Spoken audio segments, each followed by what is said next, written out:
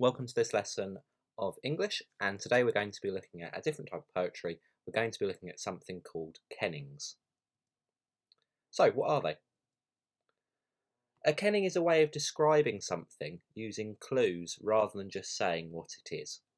Each line is 2 words long, not including the a, of course, or the an.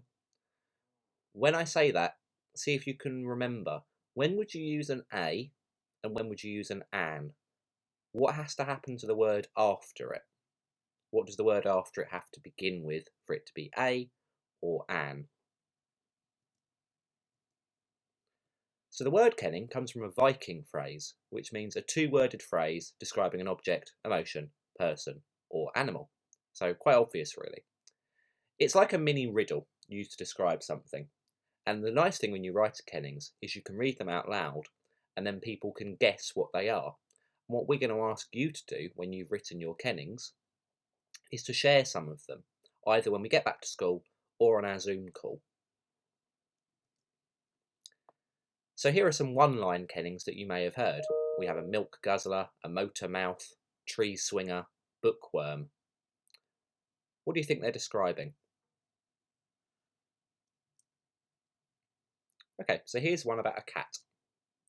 We have a paw licker, a daydreamer, a milk drinker, a ball chaser, a dog hater, a mouse chaser, a stroke lover. Have a look at each line and see, what do they all tend to have in common? Can you see any patterns between all of the different lines? Notice as well, this one had a lot more lines than the ones you might have seen before. Let's see if you can guess this one. We have a great jumper, a water drinker, a straw eater, a strong walker, a race runner. Okay, let's see if you guessed it. Of course, it was a horse. A ball chaser, a crowd pleaser, a pitch diver, a corner taker, a goal scorer, a mate hugger. And of course, this one was a footballer. A word holder, a storyteller, a bestseller, a page turner, a cliffhanger, a fantasy holder. And this one was a book. So, how do you write one? It's really quite easy, actually. For your kennings, there is a really nice pattern that you can follow. So you have to start each kenning with an A. However, you can use an. Then you need to use a noun, which we know is a thing, a person, or a place. And then finally, you need to link the noun with a verb, which we know is a doing or being word, and have a verb that has ER on the end. This turns it into an ER noun. So if you look at the 3 here, we have a music player. So we have the A. Music is our noun. Oh, apologies about that. And player is our verb ending in ER. The next one we have a text sender. Text is the noun. Sender is our verb with the ER, and so on. What do you think that one could be? I think it's a phone. Think about what the subject does, eats, how it moves. For example, a baby.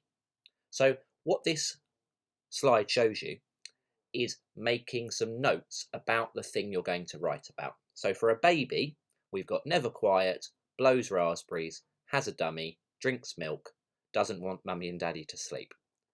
None of these lines or phrases are written the correct way. This is the correct way here, as we can see. None of these are. These are just notes. However, we can then turn that into this.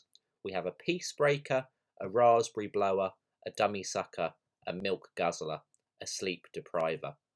And I like the fact here we've got a milk, originally it was drinker, but then the author of this poem, or the poet, has decided to change that word to guzzler. So, what I want you to do is to pause the video now, and either on a piece of paper, or if you have your home learning books, I want you to do a mind map. You're going to pick one thing. That could be a person, it could be an animal, it could be an object, whatever you like. And I'd like you to make a mind map of 5 or 6 different things to do with that thing. So for example, if you were to pick, let's think of pizza. So if you were to think of pizza, you would write pizza in the middle of your mind map, and then around it you would write different things about it. But you don't have to write them the correct way yet. So for example, for pizza, you might put comes in many flavours. You might put enjoyed by lots of people. You might put really tasty. When you then write your Kennings, you're going to turn those notes into the correct format. If you could do that mind map now, please pause the video. Okay, now that you've got your mind map, you're going to have a go at writing a Kennings. It says about an animal, but I don't mind if you want to do about something different. Animals tend to be easier to write about because they do more things. If they do more things, you have more verbs to use. Now, you can't have the name of the animal in the riddle because the idea is it's clues. It shouldn't give it away. As we said, it has to have a noun followed by an ER verb. Oh, that's a mistake on the PowerPoint. So, for example, stomper, thumper, catcher, pouncer.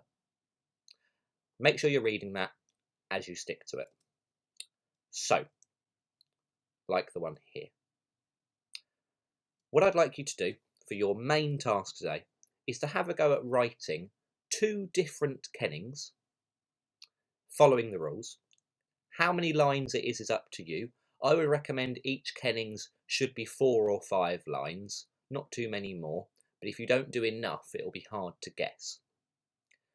And then maybe have a go at drawing the image linked to your Kennings underneath, so you can make it into a poster.